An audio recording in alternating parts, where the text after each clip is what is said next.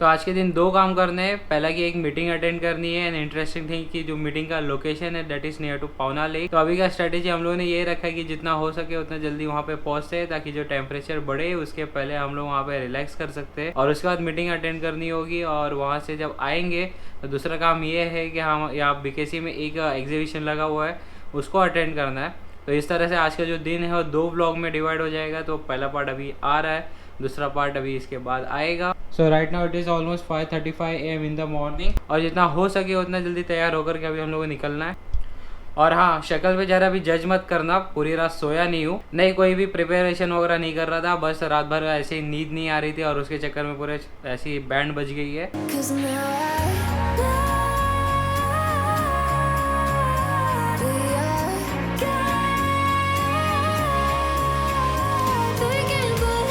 तो जो नहाने धोने का कार्यक्रम था वो मैंने रात को ही निपटा लिया था और ये आदत मेरी अभी से ही नहीं है, मेरा स्कूल से ही है। कभी ट्राई करके देखना कि जब आप लोगों को सुबह सुबह मारा मारी में निकलना रहे तो रात को नहा करके देखो, सुबह का जो मूड ऑफ होता है ना वो होगा नहीं और टाइम भी बहुत बचता है, टाइम और एनर्जी दोनों सेव होता है। Engineer, civil engineer.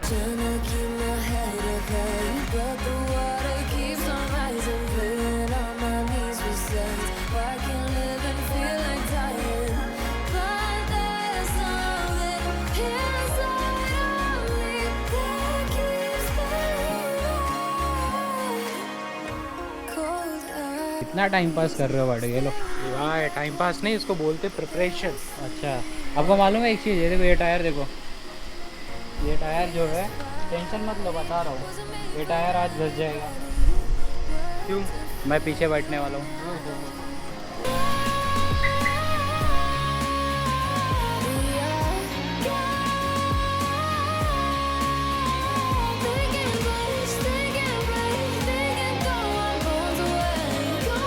वैसे this meeting does not belong to me, ये मीटिंग अभी भाई की है, बट मैं इसलिए ज्वाइन कर रहा हूँ, क्या है कि जब काम में इन्वॉल्व होंगे, काम देखेंगे तभी काम सीखेंगे। और मेरा भी आप लोगों को यही एडवाइस रहेगा कि अगर आपके घर में आपके मम्मी पापा भाई बहन या अंकल आंटी जो भी ऐसे वर्किंग प्रोफेशन में है और वो आपको सिखा सकते हैं तो आप भी उनके साथ इन्वॉल्व होजिए। वो कुछ भी काम करते रहे, चाहे मेडिकल, इंजीनियरिंग, कॉमर्स या कोई लॉ वगैरह कुछ भी काम रहे, सब सीखो, क्योंकि क्या है ये लर्निंग और नॉलेज कहीं जाता नहीं है। क्योंकि ये जो हमारे ब्रांचेस की डाइवर्सिटी है ये स्कूल कॉलेज तक ही अच्छी लगती है कि सारे ब्रांचेस अलग है। लाइफ में एक पॉइंट ऐसा आता है जहाँ पे सारे ब्रांचेस मर्ज हो जाते हैं। कोई भी ब्रांच हो, लाइक कॉमर्स वालों को साइंस की ज़रूरत पड़ती है, साइंस वालों को कॉमर्स वालों की ज़रूरत पड़ती है, तो जो भी काम मिले सीखने का बिंदास। तो ये जो थाने क्रिक का प्रोजेक्ट आप लोगों को दिख रहा है, फाइनली इसका इन लोगों ने रिपोर्ट अभी रिलीज़ कर दिया, जिसमें इन लोगों ने अभी मेंशन किया है कि ये जो ब्रिज कनेक्टिविटी दे रहे लोग मुंबई से नवी मुंबई के लिए 12 लेन हो जाएगा और इसका फिनिशिंग डेट इन लोगों ने दे दिया, मीन्स लास्ट ईयर, क्या बोला तूने? लास्ट ईयर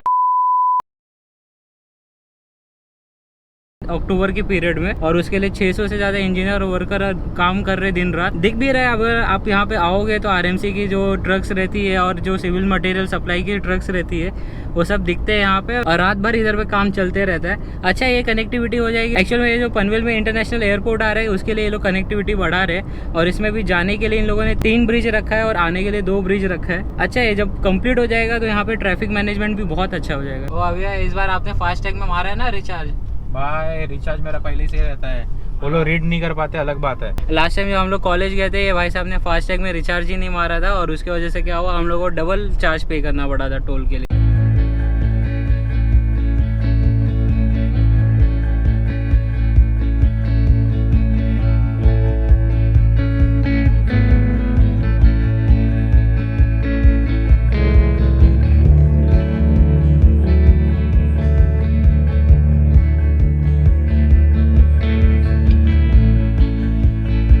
साल 1998 यानी 1998, ये जो पैदा होने के लिए साल सबसे गड़बड़ साल है और मेरी इस बात से वो लोग सबसे ज़्यादा सहमत होंगे जो उसी साल के जन्मे हुए हैं। स्पेशली मुंबई कर रहे हैं और उन्होंने एसएससी से अपना 10th करने के बाद डिप्लोमा चॉइस किया है। अब इस साल को इतना बुरा भला बोलने के लिए बड़ा रीज़न है, 10th में यानी 2014 में जो ये सिलेबस चेंज होने की क्रांति की लहर चालू हुई थी वो ग्रेजुएशन तक वो लहर आती है, सिलेबस चेंज हो जाता है और सारे स्टडी मटेरियल यहाँ वहाँ गड़बड़ हो जाते हैं। ग्रेजुएशन के अभी तक हमारा जो एमटेक का अभी प्रोग्राम चल रहा है उसमें भी जो सिलेबस रिवाइज हुआ तो इसके अंदर जो इंटर्नशिप के क्रेडिट थे वो पूरा इन लोगों ने उड़ा ही दिए। और इसमें 1998 से लेके 2014 तक तो ज़िंदगी एकदम सॉर्टेड चल रही थी, क्योंकि उस समय जो भी इंपॉर्टेंट फैसले रहते थे वो सब मम्मी पापा लेते थे, तो अपने को कोई टेंशन रहता नहीं था। और 2014 में 10th के बाद जब ये जिम्मेदारी आई कि भाई अपने इंपॉर्टेंट फैसले अब तुम खुद डिसाइड करो, तब से हमने जो भी फैसले लिए उससे ज़िंदगी में से भसड़ फैला है। सबसे पहला फैसला है इंजीनियरिंग करना, उसमें भी सिविल इंजीनियरिंग करना।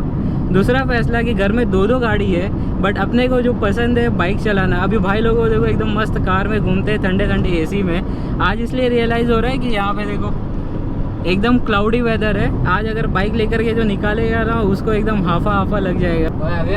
हाँ भाई, अगर नेक्स्ट टाइम से आपको ड्राइविंग में डांट खाने से बचना रहेगा ना तो डैड को बोलो आगे की सीट पे बैठने के लिए। क्योंकि होता क्या है ना कि हम लोग जब पीछे की सीट पे बैठते हैं तो अपने को जो विज़न मिलता नहीं है और उसकी वजह से अपना जो मेंटल रहता है ना उतना ये प्रिपेयर नहीं हो पाता है। और जो भी बम्प रहेंगे या जो भी इनका मोशन रहे, जैसे टर्निंग मार रहे या ब्रेक मार रहे, तो ये बहुत ज़्यादा फील होता है और उसकी वजह से ऐसा लगता है अरे क्या भाई कितना खतरनाक चला रहे। होता क्या है अभी वो 80 पे मेंटेन कर रहे हैं, 80-100 पे, बट वो अपने को ऐसा लगता है थोड़ा हार्श ड्राइविंग कर रहे हैं, स्पेशली जब लेन कटिंग होती है या टर्निंग वगैरह आ जाता है तभी। तो आप लोगों के लिए भी टिप है कि अगर आप लोग भी ऐसा अभी भाई की तरह ड्राइविंग में डांट खाते हो तो आप लोग थोड़ा ये फॉलो कर सकते हो कि पेरेंट्स को आगे बैठाओ, तो आप लोगों की जो ड्राइविंग रहेगी वो एटलीस्ट नॉर्मल लगेगी। तो अभी ये एक्सप्रेस वे के टोल प्लाजा पे ये जो फूड कोर्ट है अभी यहाँ पे रुके हम लोग कुछ ब्रेकफास्ट वगैरह कर लेते हैं। अभी इससे याद आया कि अभी जैसे ये 2 हफ्ता में पूरा वर्कआउट बंद था और उसकी वजह से मैं टोटली डाइट पे डिपेंड था। तो डाइट करते करते क्या हो जाता है कि आपको थोड़ा ऐसा चटपटा खाने का मन करता है। तो कल उसके लालच में मैंने एक बड़ी गलती कर दी, चला गया रात को चाट पकौड़े और ये अपना पानी पूरी वगैरह खाने के लिए। उसके वजह से अभी तक अंदर पूरा बोलते हैं ना थोड़ा एसिडिटी या ऐसा समथिंग कुछ ऐसा लग रहा है। एक्चुअल में होता क्या है ना कि जब आप वर्कआउट और डाइट को लिंक कर देते हो ना तो क्या होता है कि अगर आप वर्कआउट नहीं कर रहे हो तो आपका डाइट भी नहीं हो पाता है, और डाइट अगर नहीं करोगे तो ऑब्वियसली आपका वर्कआउट तो परफॉर्म होने ही नहीं वाला है। तो ये जो है ना इसमें अपने को लाइफस्टाइल चेंज करना बहुत ज़रूरी पड़ता है, क्योंकि नहीं तो क्या है इस तरह से अभी जैसे अभी इंजरी हुई है तो अननेसेसरी मेरा डाइट ब्रेक हो रहा है, यहाँ वहाँ का उल्टा सीधा अनशन खाने का हो जाता है। तो जब हम लोग लाइफस्टाइल इंप्रूव करेंगे या अपना जो नीट क्लीन और अच्छा खाना रहेगा वही खाने का जो लाइफस्टाइल बन जाती है, तो वर्कआउट हो या ना हो बट जो डाइट रहती है वो अच्छी जाना बहुत ही ज़्यादा ज़रूरी होती है। तो क्या है होता क्या है कि अपना बॉडी किस चीज़ से बना है, खाने से। जितना अच्छा खाएंगे उतना अच्छी बॉडी बनेगी। तो अभी की फिटनेस देख करके मत सोचो कि मैं जो बोल रहा हूँ फेक रहा हूँ या मैं यहाँ के वहाँ की बातें कर रहा हूँ। तो जो चीज़ मैंने फेस किया है वो चीज़ मैं आप लोगों के साथ शेयर कर रहा हूँ, ताकि जो गलती मैंने की है आप लोग ना करो। डाइट अपना हमेशा अच्छा रखो, घूम रहे हो फिर रहे हो काम धंधा कुछ भी कर रहे हो तो डाइट वगैरह अच्छा रखो। क्योंकि देखा जाए तो हमारा जो कल्चर है आज के टाइम में, अगर आप देखेंगे अगर एक बंदा कोई अपने तरफ से कोशिश कर रहा है अच्छा डाइट फॉलो करने का तो उसको सब लोग एकदम अजीब नज़रों से देखते हैं कि भाई डाइट कर रहा है या पूरा अलग ही काम कर रहा है। तो ये जो अनकन्वीनियंस होता है उसकी वजह से बहुत सारे लोग डाइट नहीं फॉलो कर पाते हैं। फॉर एग्जांपल कुछ लोगों को ऐसा रहता है, कुछ लोगों क्या सबको ऐसा रहता है कि जो वर्किंग आवर होता है स्पेशली 9 to 5 का, उसके बीच में 2 से 3 मील मीन्स एक लंच और स्नैक्स का होना ही चाहिए। बट वर्किंग प्रोफेशन है, सब लोग कलीग्स रहते हैं साथ में, उसकी वजह से सब लोग नहीं कर पाते और ये जो अनकन्वीनियंस होता है अनकंफर्टेबल होता है। और इसके अंदर अगर कोई बंदा एक ऐसा निकले कि भाई डाइट वगैरह बराबर रखते हैं, अपने मील अपने जो स्नैक्स होते हैं प्रॉपर कंज्यूम करे, तो उसको पब्लिक अलग ही नज़र से देखती है। तो इससे एक बात समझ में आती है ना हम लोग कितना जंक खाने का यूज टू हो गए, कि मतलब कोई क्लीन डाइट फॉलो कर रहा है तो उसको हम लोग ऐसा करते हैं भाई डाइट वेट कर रहे हो आजकल, बड़ा वेट लॉस बॉडी सॉडी बनानी है। नहीं करना चाहिए। एक्चुअल में अभी मैं एक आर्टिकल पढ़ रहा था फिटनेस के ऊपर, तो इसके ऊपर ये चीज़ लिखी हुई थी, तो मैंने सोचा आप लोगों के साथ भी शेयर करता हूँ।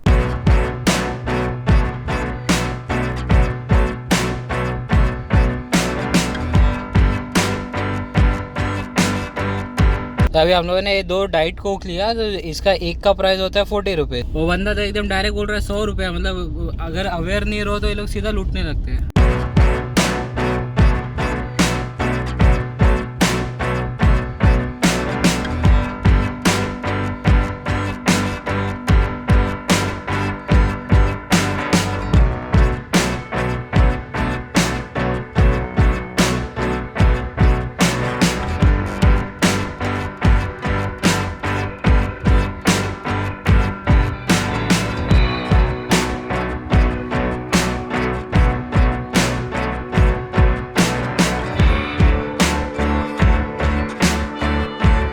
तो जिस काम के लिए आए थे अभी उसके लिए लेट हो रहा था, हम लोग वहाँ से फटाफट निकलना पड़ा, तो पावना के एरिया में ज़्यादा देर रुक नहीं पाए।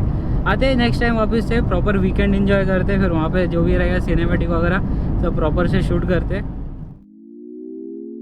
Had a feeling we had something.